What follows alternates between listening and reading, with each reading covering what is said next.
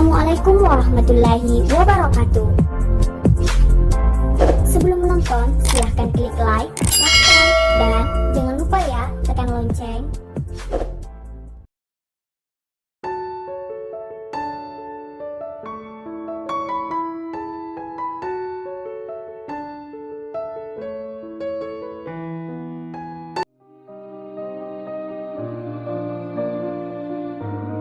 Cinta seorang pangeran yang menyamar jadi orang miskin. Episode 23. Waktu terus berlalu. Cerita semakin pilu. Ingin dekat tapi malu-malu. Saat menjauh hati tak mau. Begitulah yang dirasakan nanti saat pulang ke rumah sore itu. Sama halnya dengan Fitria yang pulang bersama Firman. Yang dirasakan semakin gelisah. Sore itu, sepanjang perjalanan pulang, Firman sebagai seorang lelaki berusaha menghibur pacarnya Fitria yang terlihat murung dan tak bersemangat. Namun pada kenyataannya, usaha Firman terbantahkan dan tak berpengaruh. Dalam mobil itu, Firman berkata pada Fitria, "Sayang, aku lihat dirimu telah berubah. Dirimu tak nampak seperti dulu. Binar matamu tak berkilau lagi. Pandanganmu kosong dingin membeku. Aku hanya ingin melihat dirimu kembali seperti yang dulu."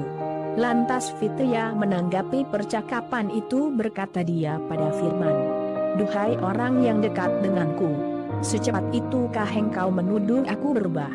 Selama ini aku selalu baik padamu. Aku selalu perhatian padamu, memikirkan kamu setiap saat, mencintaimu setiap waktu.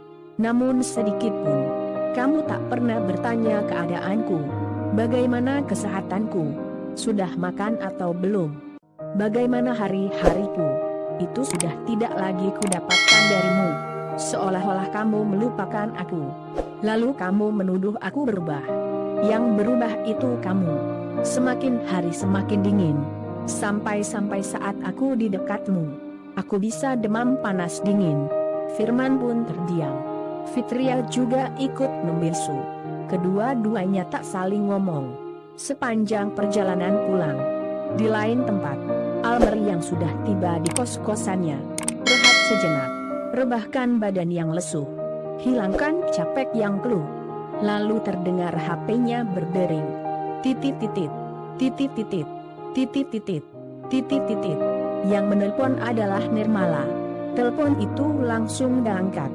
"Ya, halo Mala. Assalamualaikum Almer. Kamu udah pulang?" "Waalaikumsalam Mala. Iya, aku sudah pulang.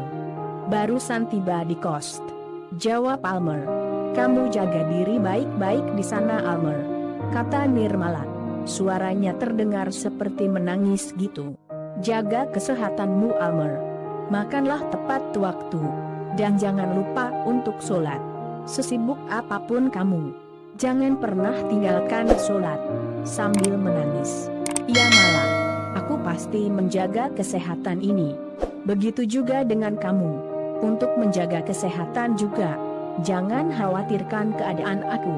Aku di sini akan kuat untukmu," jawab Almer. "Tapi kenapa kamu terdengar menangis?" "Tidak kok, aku tidak menangis. Aku hanya merasa bahagia. Bahagia mendapati seorang sahabat sepertimu." Lalu teleponnya terputus. Nirmala sengaja mematikan telepon itu. Dia tak kuasa menahan air mata kesedihan itu. Seperti akan pergi jauh meninggalkan Almer. Apa sebenarnya yang terjadi pada Nirmala? Kayak menyimpan rahasia gitu. Terasa di hati Almer bahwa Nirmala lagi bersedih. Di rumahnya Nirmala berkata saat telepon itu dimatikan, "Maafkan aku Almer. Aku tak ingin meninggalkanmu. Kedua orang tuaku telah menetapkan pertunanganku, yang tak lama lagi terlaksana. Sungguh aku tidak menginginkan ini. Ingin rasanya aku lari dan pergi jauh bersamamu. Aku mencintaimu Almer. Rasa ini telah membelengguku dan tak mau ku lepas. Kuatkan dirimu sayang. Kalau kita berjodoh, semua yang terjadi padaku akan menjadi milikmu." Almer yang menyimpan tanda tanya, memikirkan apa yang terjadi pada Nirmala. Dia bisa merasakan terjadi sesuatu pada Nirmala. Di tengah kekhawatiran itu, datang seseorang memberi salam. "Assalamualaikum Almer." Seruan itu terdengar dari depan teras rumah. Kembali orang itu memberi salam yang kedua kalinya. "Assalamualaikum Almer." Lantas Almer membuka pintu rumahnya dan menjawab salam orang itu. "Waalaikumsalam. Rupanya kamu toh Hafiza. Gimana kabar kamu nih?" "Aku baik-baik saja Almer. Beberapa hari ini aku tak melihatmu sholat berjamaah lagi di masjid," kata Hafiza. "Sengaja aku mampir ke sini untuk melihat keadaanmu. Apakah kamu tidak merindukan bubur ayamku?" Hafiza memancing Almer. Ingin bertanya apakah Almer tidak merindukannya. Namun yang ditanyakan tentang bubur ayam. Dia mencoba menyembunyikan perasaan rindunya pada Almer. Akan tetapi Almer tahu maksud hati gadis berjilbab putih ini. Almer mencoba menghibur Hafiza dengan kalimat yang begitu perhatian. "Iya Fiza, aku rindu bubur ayammu. Dan itu sungguh terasa nikmat di lidahku. Kapan kamu menyuapi aku dengan bubur ayam kamu lagi?"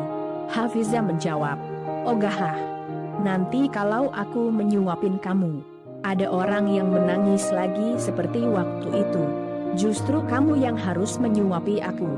Karena sudah pasti, tak ada yang menangisi aku dan cemburu padamu saat kamu menyuapi aku. Sebab aku belum ada yang punya." Aduh wanita. Pintar sekali mengatur siasat. Seperti ingin memberitahukan pada Almer bahwa dia masih jomblo. "Hahaha. Hahaha. Hahaha hik hik hik. Hik hik hik." Almer tertawa. Hafiza adalah wanita yang begitu cantik dan soleha. Dia menyukai Almer seperti apa adanya. Kemudian Hafiza berkata lagi, "Jangan kamu GR gitu dong Almef. Kedatangan aku ke sini bukan untuk meminta kamu disuapin atau menemani aku makan. Tapi ayahku menyuruh aku ke sini untuk mengundang sekaligus meminta kamu mengisi ceramah di masjid habis sholat Isya dan doa bersama untuk kampung kita."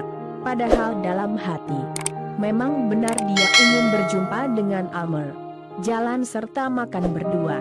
Hanya saja malu untuk menyatakan itu. Terdengar suara azan maghrib. Mereka berdua pun beranjak sama-sama ke masjid. Sehabis sholat Almer berdoa bermunajat pada Allah.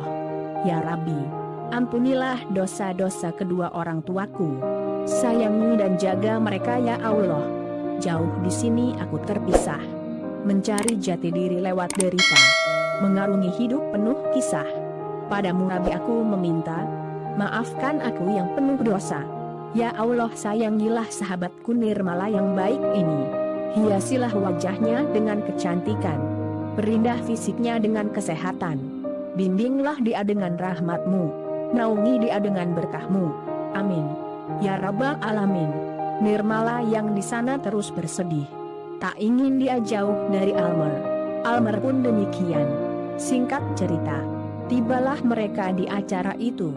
Almer harus membawakan ceramah tentang pemuda dan pemudi Islami, agar tidak terjebak ke lembah maksiat. Waktu yang dinanti pun tiba. Berdirilah Almer sebagai penceramah di hadapan para pemuda dan pemudi kampung itu. Yang wanita terobsesi dengan wajah gantengnya, yang tua terperangah dengan ceramahnya, dan yang lelaki merasa bertambah saingan. Begitu halnya dengan Hafiza. Dia begitu terkesima pada Almer dan apa yang Almer katakan. Beberapa kalimat dikutip oleh Hafiza.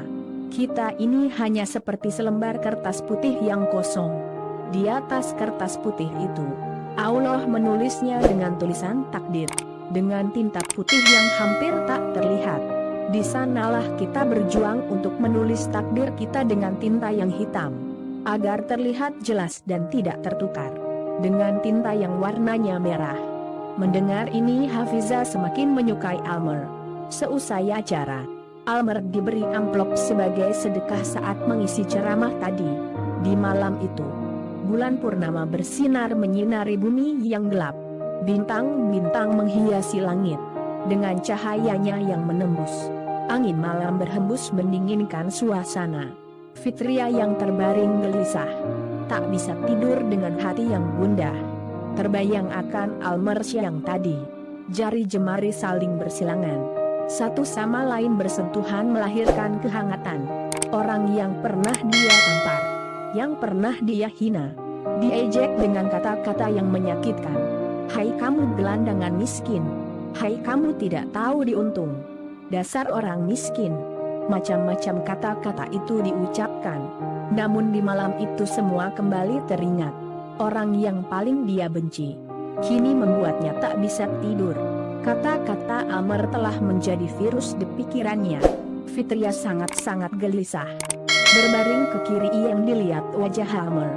Berbaring ke kanan yang dilihat senyuman Almer. Sampai-sampai Fitria tersenyum sendiri seperti orang gila. Bahkan dia teringat kata-kata ketika dia memarahi Almer. Pecat aja dia ayah. Dia ini sudah gila. Senyum-senyum kasih tunjuk giginya di situ. Kok malah Fitria yang senyum-senyum sendiri saat ini? Lalu dia pun ngomong, ya Allah, tanggal 20 Februari aku ulang tahun yang ke-24. Adakah aku mendapati kado dari Almer? Begitu juga dengan Yanti. Perasaan tak mengenakan. Mengganggu tidurnya di malam itu. Gelisah memikirkan akan Almer. Hingga menaruh cemburu pada Nirmala. Yanti masih bertanya-tanya. Siapa si wanita itu? Apa hubungannya dengan Almer? Dia terlihat mesra. Apakah dia kekasihnya? Pikiran Yanti sudah bercabang kemana-mana. Hingga dia berkata, kenapa Almer harus jadi cleaning service? Mana bisa aku menjalani hubungan dengan dia? Aku kan staf HRD. Yanti terlalu gengsi. Dan tak mau menerima Almer apa adanya. Namun dia berkata lagi, mungkin aku suka sama Almer. Aku merasakan kehangatan yang aku lihat siang tadi. Diambillah HP-nya untuk menelpon. Digeser sana-sini. Atas ke bawah. Bawah ke atas pada kontaknya. Nomor Almer tidak ditemukan. Dilupa menyimpan nomor HP Almer saat interview dulu. Yanti makin gelisah. Fitria makin tak tenang. Kedua wanita ini seperti terhipnotis oleh cinta yang buta. Di sisi lain Nirmala yang terus menangis di kamarnya. Mengingat perjodohannya bersama Farhan semakin dekat. Ingin rasanya lari meninggalkan rumahnya. Agar bisa menikah dengan orang dicintai. Akankah Nirmala meninggalkan Farhan? Ataukah Almer yang dia tinggalkan? Bagaimana dengan Fitria? Yang akan berukah di tanggal 20 Februari? Mungkinkah dia mendapati kado dari Almer? Sementara Yanti dan Hafiza, pemirsa, akan Yanti dan Hafiza terus menyembunyikan rasa sukanya pada Almer? Atau masih tetap gengsi? Bersambung. Lalu bagaimana kisah selanjutnya? Pastikan teman-teman semua sudah subscribe channel Artikel Viral, agar tidak ketinggalan episode berikutnya. Terima kasih.